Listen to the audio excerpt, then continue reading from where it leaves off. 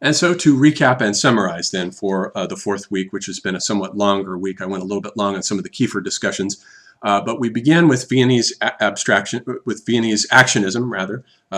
Viennese actionism, and we saw there the four great Viennese artists, Otto Muhl and Günter Bruce, and then Rudolf Schwarzkogler and Hermann Nietzsche. And we saw that with Viennese actionism, which was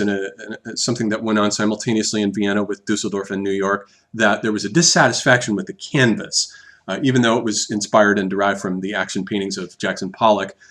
there's a dissatisfaction with the canvas and a movement to the human body itself as the new surface of inscription. And human beings were essentially transformed into living works of art, as they are in tribal societies, oral tribal societies. And so, in a certain sense, Viennese actionism is recapturing the oral tribal use of the human body as a surface of inscription to transform the body itself into a work of art, which is essentially what went on there. And then we moved on, or rather back to Dusseldorf with Gerhard Richter, and we looked at Gerhard Richter's creation of the Vermaelung process in his photo paintings of the 1960s that he was famous for, in which a photograph is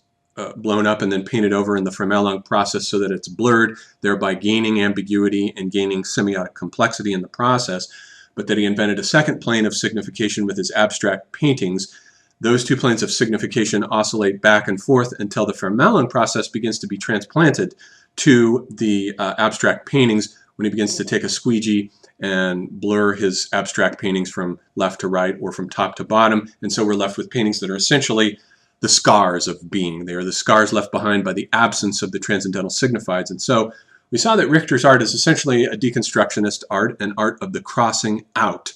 of signifiers and delegitimizing them. He crosses out with his photo paintings, he crosses out the photos themselves, which themselves had been crossings out of the real. And in his abstract art with the squeegee, he's essentially crossing out his own paintings in an almost very literal sense there. And so it's an art of deconstruction, of delegitimizing signifiers by crossing them out. And then we moved on to his contemporary Anselm Kiefer, who also came out of Dusseldorf, and we saw how his work is not so much concerned with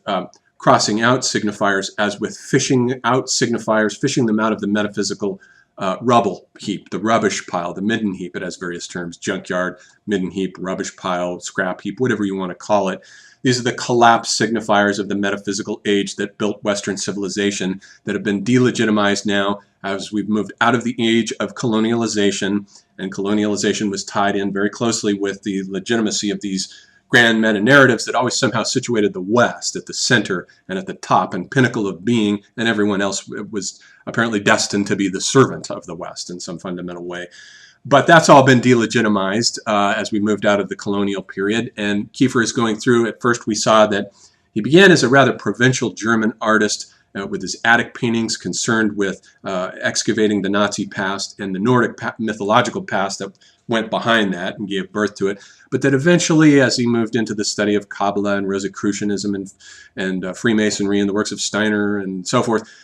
alchemy, Kabbalah, he began to open up into a larger spiritual cosmos and began to reinscribe and re-territorialize signifiers from the world's great esoteric traditions and to hybridize them in his paintings as a kind of updating of the great Hermetic tradition. But it's a Hermetic tradition that exists as a post-catastrophic, post-traumatic stress art in which there is always degeneracy and breakdown of the forms, as there was with Joseph Beuys. We saw with Joseph Beuys how the West's ability to produce forms, the actual form-generating field of the West, was itself damaged in the catastrophe of World War II. And I think that Kiefer, as his inheritor, also suffers from the same fate in a certain sense, that he's working with damaged and broken forms. It's a post-traumatic stress art of the first order. And then we saw with La Rabote how he essentially created a three-dimensional visualization, an actual literal vision of the West's grand metaphysical scrap heap that it is leaving behind and bequeathing to future civilizations who will undoubtedly sift through the ruins of our civilization through this metaphysical scrap heap to rebuild whatever is relevant for their civilization, just the same way that in the Renaissance we sifted through the metaphysical scrap heap that was bequeathed to us by the classical antiquity, the Greek and Roman scrap heap, from which works like the Laocoon in 1506 were dug up and became the inspirations for a whole new phase of art that lasted from the perspectival age from about 1450 to 1860, and then was consumed by the apocalypse of World War II. So a final assignment then for this week might be to Compare and contrast the ways in which Gerhard Richter and Anselm Kiefer respond to World War II, to the crisis that has been left behind on the German culture, how these two artists dealt with that crisis, each in their own very specific ways. And your narrative may be totally different from my narrative. In fact, I'm certain that it will be. So for this